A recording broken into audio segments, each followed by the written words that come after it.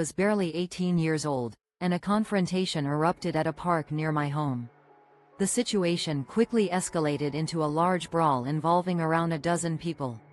In the chaos, I found myself drawing a knife from my sock, and in a split second, I made a decision that would change my life forever. The footage captured by CCTV cameras that day was grainy and unclear, which worked in my favor.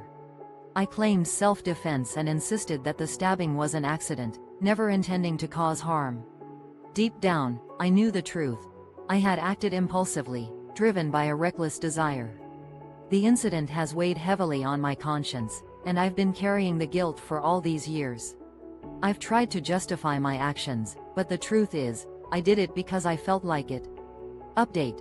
The weight of this secret has been crushing me, and I felt compelled to share my story, no matter how difficult it may be.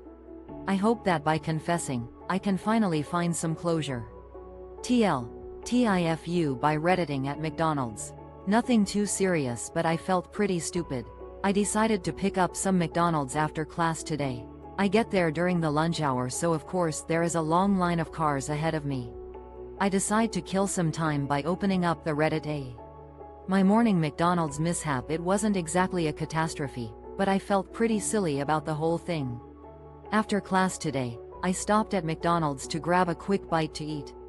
However, since it was during the lunch rush, I found myself stuck behind a lengthy queue of cars. To pass the time, I launched the Reddit app on my phone and got sucked into browsing through some posts. Before I knew it, I was pulling up to the first window, only to realize my mistake. I had failed to place my order before arriving at the pickup area.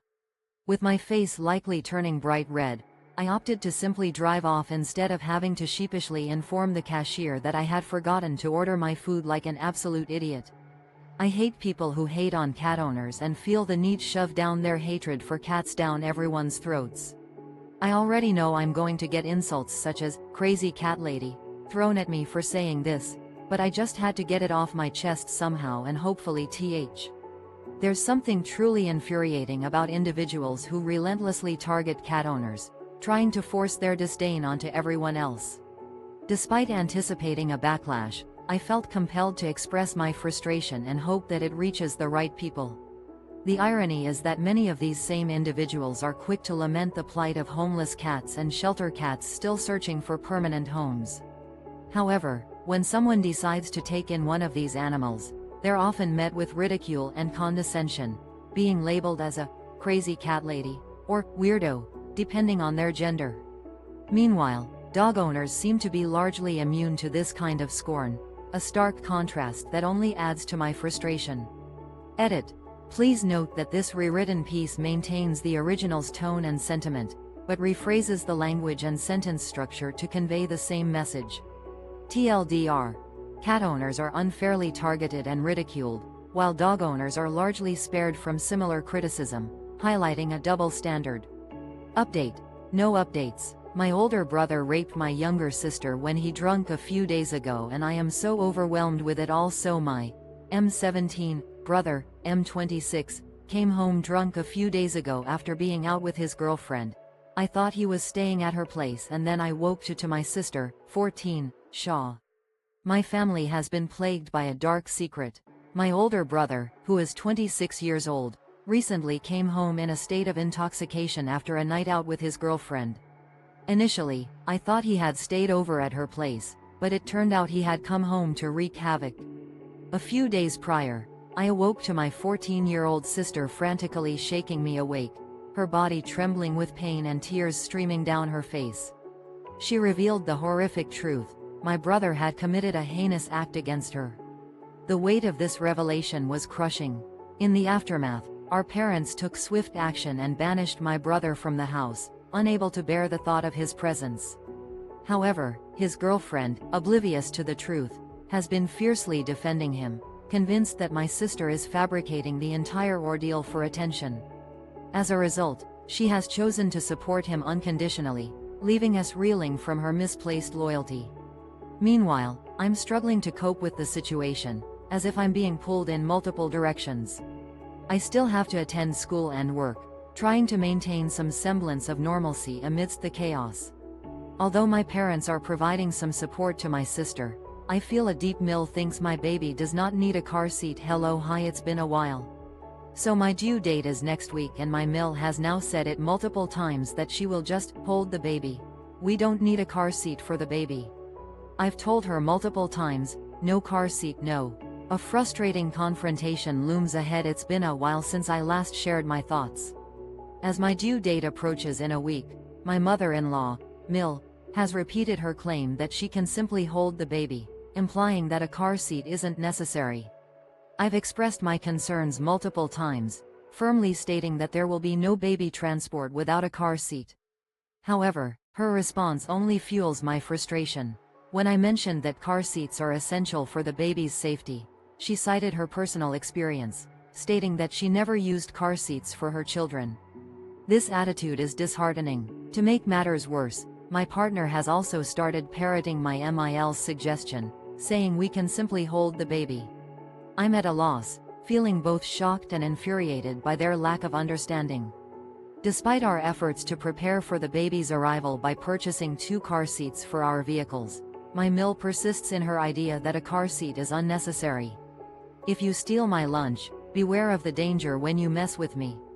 Several years ago I worked at a place and I would bring with me my special experience homemade meals for lunch. Someone started stealing my lunches and I suspected a certain person, and that person had a nut all. Warning to anyone who crosses me. A thief will face the consequences of their actions. I recall a workplace incident from several years ago when I brought homemade lunches, each a reflection of my personal taste. Unfortunately, my lunches became a target for theft, with one individual seemingly the culprit. Given their reputation for having a severe nut allergy, I couldn't help but wonder if they might be the one behind the stolen meals. I decided to test my suspicions and prepared a lunch with walnuts. The results were nothing short of shocking. The suspected individual, who had consistently disregarded their allergy, suffered a severe reaction after consuming the meal containing walnuts. The aftermath was chaotic as they experienced swelling, difficulty breathing, and required emergency medical attention. I couldn't help but feel a mix of sympathy and vindication, as it was clear that their decision to steal had put their health at risk. The incident served as a cautionary tale about the importance of respecting personal property and the consequences of ignoring one's health needs. The story is an anecdotal account and not intended to promote or glorify the theft of others' property or the disregard of health needs. It serves as a humorous, albeit cautionary, warning about the consequences of crossing someone who has been wronged. AITA for telling my daughter one of her dolls died in an effort to get her to wash her hands more often. There's been a handful of COVID-19 cases in my area and there seems to be very little government effort to slow down the spread. I've been encouraging my kids to wash their. Am I the asshole for using a fictional scenario to encourage my daughter to maintain good hygiene habits? There's been a recent surge in COVID-19 cases in my area, and I'm growing increasingly concerned about the lack of effective measures being taken by local authorities to mitigate the spread. As a parent, I've been diligently emphasizing the importance of frequent hand-washing to my children, but my 5-year-old daughter appears to be neglecting this crucial habit. In a last-ditch effort to instill some sense of responsibility in her, I created a hypothetical situation where one of her beloved dolls contracted the coronavirus and sadly passed away. My daughter was visibly distraught, and my wife expressed her disapproval, labeling the tactic as unwise. I am employed in a care home and feel a sense of duty to minimize the risk of our family contracting the disease, given my exposure to vulnerable individuals. To clarify, my intention behind this creative approach was to make the importance of hand-washing more tangible and relatable to my daughter. However, I acknowledge that it may have had unintended consequences and caused unnecessary distress. I've been reflecting on this incident, and I think I might have been too hasty in my approach. While my motivation was rooted in a desire, I found oil 15 feet under my land. What should I do? I was trying to dig out this ugly metal pole out of my yard, and realized it went really deep after not too long. My curiosity got the best of me, and over the course of several years, with the help of a pickaxe and unexpected discovery beneath my property. What next? While attempting to excavate an unsightly metal pipe from my yard, I found myself puzzled by its remarkable depth after only a short while. My curiosity eventually got the better of me, and over the course of several years, I employed a pickaxe and shovel to carefully dig a sloping tunnel. This allowed me to reach the bottom of the pipe, making it possible for me to successfully remove it. However, as I delved deeper, I stumbled upon porous rock, and upon further exploration, I discovered more of this type of rock to the side of the initial tunnel. Now, I'm left with a pressing question. What should I do next? As I'm located in Kentucky, USA, I'm uncertain about the potential value or ownership of the land at such great depths. Do I have a claim to this underground area, or is it simply a hidden feature of my property? Update. Please note that the information provided in the response is general and may not be applicable to specific situations or locations. TLDR. Discovering oil 15 feet under your land may be a significant find, but understanding local laws and regulations regarding underground land ownership and potential resource extraction is crucial before making any decisions. Hey all, original. I dealt with my family members at a family gathering over the weekend. I saw my sister, one of my FA. A glimpse into a difficult family dynamic recently. I found myself facing a difficult situation at a family gathering. I took the opportunity to address a recurring issue with my sister, who had been sending me texts at odd hours. I explained to her that my unusual schedule as a medical professional working overnights makes it challenging for me to respond promptly. I suggested that if she texts me in the morning, before my shift begins, I might be able to assist her before settling in for the night. She seemed to grasp the situation. However, the real challenge arose when I sat down with my father-in-law to discuss my work schedule. I emphasized that my nocturnal hours are just as demanding as a traditional day shift, and that I'm not simply choosing to work at night for personal reasons. To drive the point home, I referenced a personal experience involving my mother-in-law, who required emergency medical attention in the middle of the night. I pointed out that the individuals who responded to her emergency, the 911 operator, the EMTs, and the staff, all have demanding jobs that require dedication and hard work. My father-in-law's response was far from understanding. He bluntly stated that my chosen hours are not conducive to having children. Tifu deep-throating my boyfriend after eating chocolate ice cream on Valentine's Day. As one might think, on Valentine's Day in particular, people like to get up to some frisky business, myself included. After indulging in some post-dinner beer and chocolate ice cream, my boyf. The Valentine's Day aftermath. On a particularly romantic Valentine's Day, my boyfriend and I decided to spice things up with an oral sex party. After a night of beer and chocolate ice cream, we felt adventurous and created a fun card game to test our luck and add some excitement to the evening. The rules were simple. Each player drew a card, and the number on the card determined the number of minutes of oral play performed on the partner. Face cards introduced special features, such as toys or fingers, to spice things up. We took turns drawing cards, pleasuring each other orally until the timer went off, and then switching roles. As the game progressed, I was eager to give my boyfriend a longer and more intense experience. However, I got carried away with the moment and ignored the 4-minute timer I had drawn. Instead, I continued to deep-throat him, feeling him deep down my throat and becoming increasingly turned on. In the heat of the moment, I didn't notice my boyfriend's warning signs, and before I knew it, he was coming. In my enthusiasm, I accidentally deep-throated him too aggressively, causing a messy explosion that left me staring at a brown mess on our white sheets. Fortunately, my boyfriend is kind and AITA for telling my wife it was a mistake to stay at a baby shower. So my wife, 26F, and I, 28M, have been married for a year and began trying to conceive in September. No luck so far, but the doctor did say at our first appointment that it typically takes close to a year for Mo. Am I the asshole for telling my wife it was a bad decision to stay at a coworker's baby shower? My wife, 26F, and I, 28M, have been married for a year and are trying to start a family. Although we've had trouble conceiving so far, the doctor has reassured us that it often takes around a year for most couples to get pregnant. She's been telling people that she's struggling with infertility, which isn't the truth. At my workplace Christmas party in mid-December, my wife met my coworker's wife, Mary, and they hit it off. Mary, who is pregnant, invited my wife to her baby shower. My wife seemed excited about attending, but I knew she might struggle with the situation. I asked her if she thought she'd be okay, considering her emotional state. She said she was fine and would be happy to attend, so I let it slide. The baby shower took place the day before yesterday, and my wife seemed to be handling it at first. However, about 40 minutes in, she called me and asked me to come. I was nearby at a cafe because I suspected she wouldn't stay long. When I arrived, she was standing near the entrance, visibly upset AITA for banning my mill from the house after I discovered that she's installed a camera in the bedroom.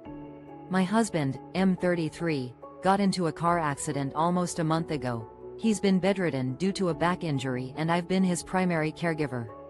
The pressure has been too much from. Was I the asshole for kicking my mother-in-law out of the house after discovering she had secretly installed a camera in the bedroom? My husband has been recovering from a back injury for nearly a month, and I've been his primary caregiver. The pressure has been immense, and my mother-in-law has been adding to it by constantly reminding me to take care of him and constantly checking in. She begged me to take time off work, which I did, and asked me to send her hourly updates on his condition for the first 2 weeks. However, when I didn't respond immediately, she'd become angry and create a scene. She visits every day, but instead of helping, she'd list all the things I should or shouldn't do. The rest of the family tells me she's just worried sick about her son, so I've tried to stay calm. Recently, she called to scold me for not changing the sheets quickly. I was shocked when my sister-in-law told me that my mother-in-law had installed a camera in the bedroom to check on my husband's care. I was stunned, so I searched the room and found the camera.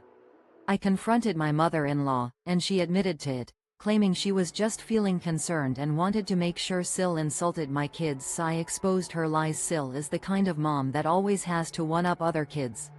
She constantly talks about how her kids are smarter, taller, faster, etc. than her friends' kids. She literally bragged about them peeing more than her friends' kids when they.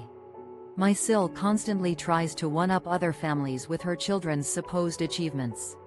She boasts about their intelligence, height, speed, and even their ability to urinate more than the offspring of her friends. It's become a tiresome habit of hers. However, things escalated when my husband and I welcomed our twins. The competition turned into an obsession for her as she sought to outdo us in every aspect. One of my daughters began rolling over at 4 months, while her son claimed to have accomplished this feat at just a week old. The twins started taking their first steps around 13 months, whereas her daughter was supposedly running at 4 months. Unfortunately, she couldn't quite back up these claims, especially considering her own daughter didn't walk until she was around 16 months old.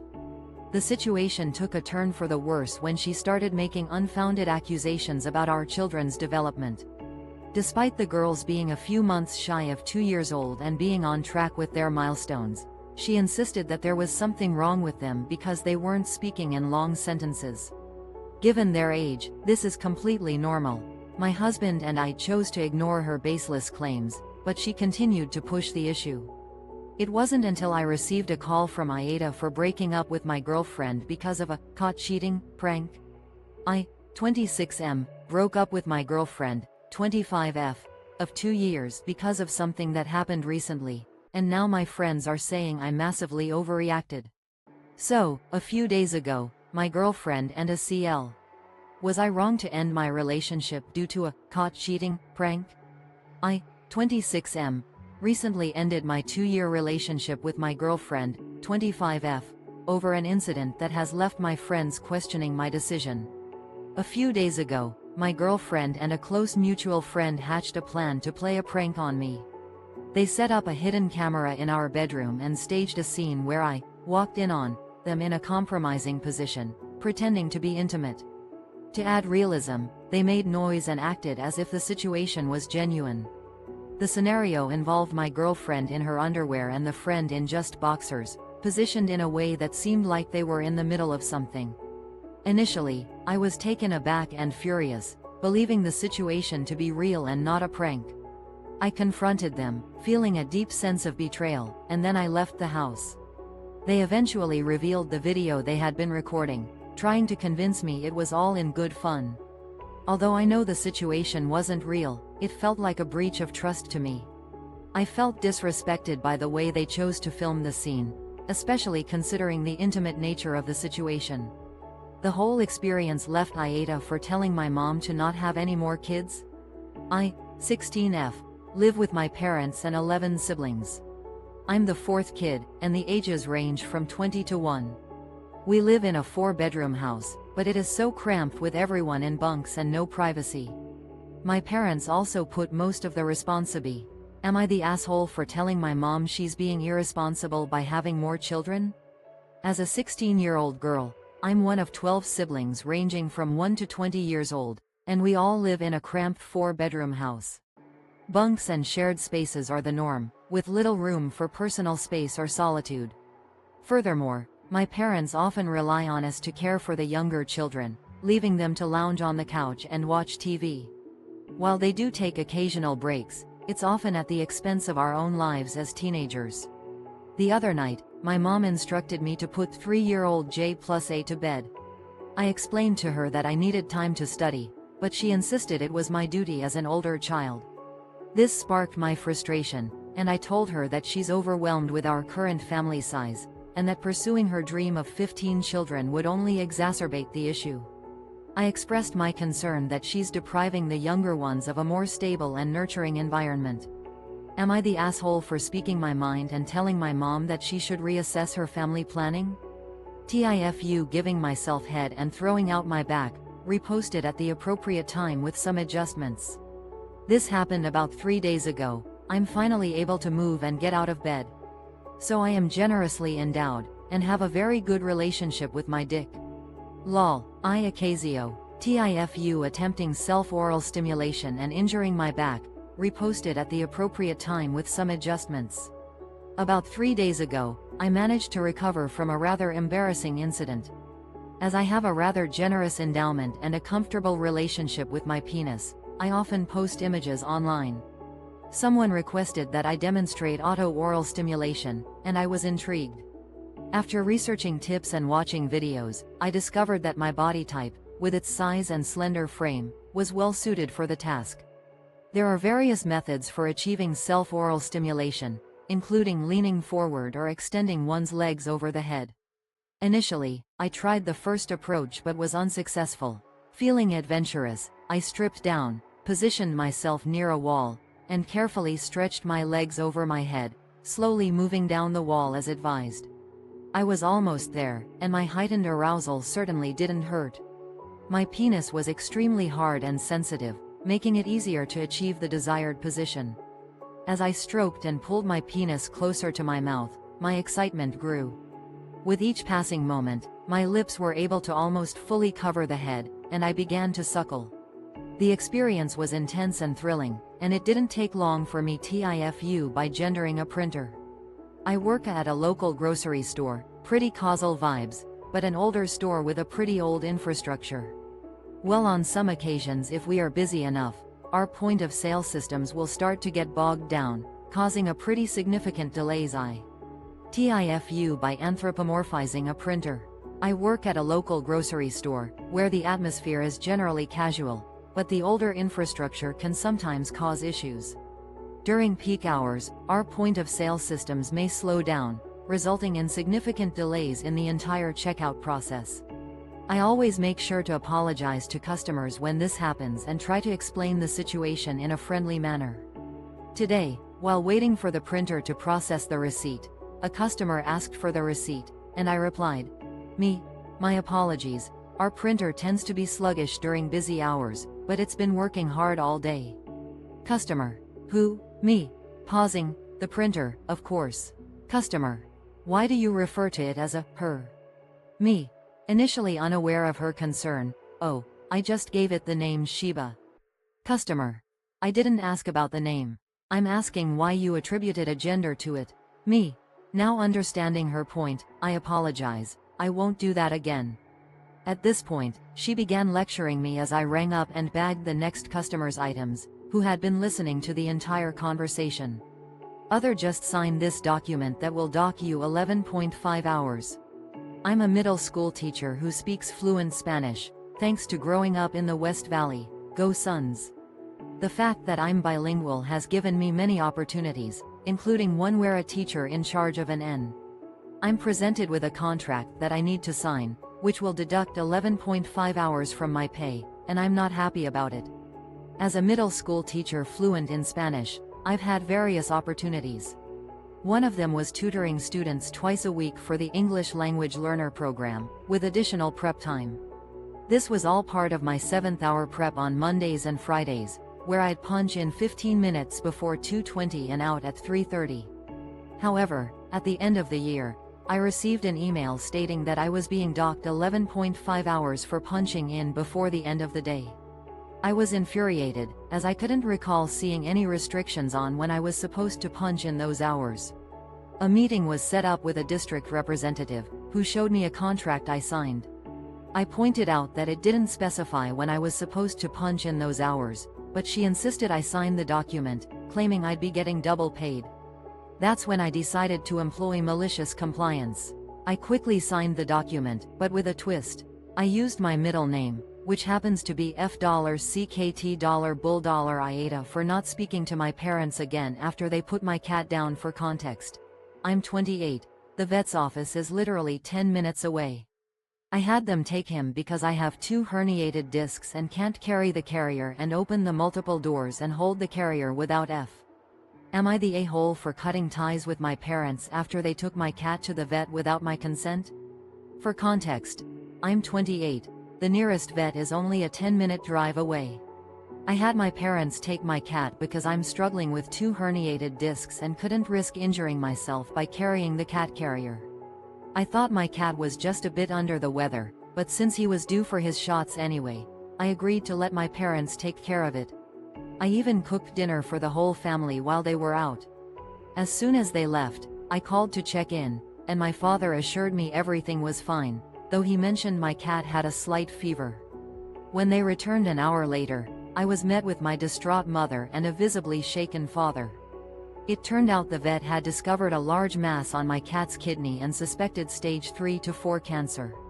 Without consulting me or giving me the opportunity to say goodbye, they made the decision to put him down, supposedly to spare my feelings. I was furious and heartbroken, and I let them know that I never wanted to speak to them again. I felt they had not only made a decision for me but also TIFU by forgetting to turn off my Bluetooth speaker when I went to the bathroom. I work in an office suite with a few other guys. We're all in our mid-50s. I'm the only one that plays first-person shooter games. And I often do so with my phone on the toilet. I keep the volume. I embarrassed myself by leaving my phone connected to the office speaker. I share an office suite with a few colleagues in their mid-50s, and I'm the only one who enjoys playing first-person shooter games. One day while on a break, I decided to play a game on my phone while seated in the bathroom. I kept the volume at a low level to preserve stealth and focus on the game. As I was engrossed in the game, I couldn't hear it anymore. I gradually increased the volume, but the game's audio remained inaudible. Not wanting to pause the game, I continued playing in silence for about 10 minutes. After completing the game, I returned to my office and noticed that my phone was still connected to the speaker and its volume was at full blast. For roughly 10 minutes, the office had been filled with the sounds of gunfire, explosions, and frantic screams. TLDR. I serenaded my colleagues with battle sounds because I forgot to unpair my phone while I was in the bathroom playing a game on my phone. AITA for building a fence and blocking my neighbors from the road, forcing them to take a massive detour? So I am the owner of a large house with a huge property surrounding it. When I bought my property 5 years ago, I basically lived at least 5 minutes away from the nearest who. Am I the a-hole for constructing a fence and blocking neighbors from the road, forcing them to take a detour? I've been the owner of a spacious property for 5 years, and initially, I had a considerable distance between my home and the nearest neighbor. However, due to the expansion of nearby villages and towns, new houses have been constructed next to my property. When I first moved in, I removed some trees and created a dirt road with gravel for easy access to the nearby main road. The road, although on my property, was not initially a concern for me. and I allowed it to be used as a shortcut by my neighbors, who would drive through it to reach the main road. I was even okay with kids playing football in my field, as long as it wasn't causing any inconvenience to me. However, things started to change after a few months, when parties and gatherings would leave my road and field filled with cars. Some people began parking on my property regularly, despite my requests for them to stop. I had various conversations with my neighbors, ranging from apologetic individuals who would move their cars to aggressive ones who told me to mind my own business. Eventually, I had to take more drastic measures and started getting cars. My landlord died around 3 years ago and I am living rent-free. I, 23F, moved into a duplex with my mom in 2017. The owner of the house had died, but I guess her daughter inherited the property and charged us pretty cheap rent, no lease or contract, we just paid cash. Fast forward, approximately 3 years have passed since the owner of a duplex I occupy with my mother suddenly passed away. We initially moved in during 2017, following the demise of the previous owner. Her daughter took over the property and initially charged us a relatively affordable rent, with no formal lease or contract in place. We simply paid cash. Fast forward to around 3 years ago, the daughter also passed away, leaving behind no heirs to inherit the property. My mother advised me to remain in the house until the bank or any rightful claimant notifies us, which would necessitate at least 30 days' notice. However, 3 years have elapsed, and we have yet to receive any such notification. To ensure the house remains tax compliant, I have been checking on the property tax payments. Fortunately, the taxes have been paid up to this year, and I still have time to make the current payment before a tax certificate is issued. However, I am uncertain about who the rightful owner is or whether I should pay the taxes. The public records still list the original owner's name, suggesting it may not have been inherited.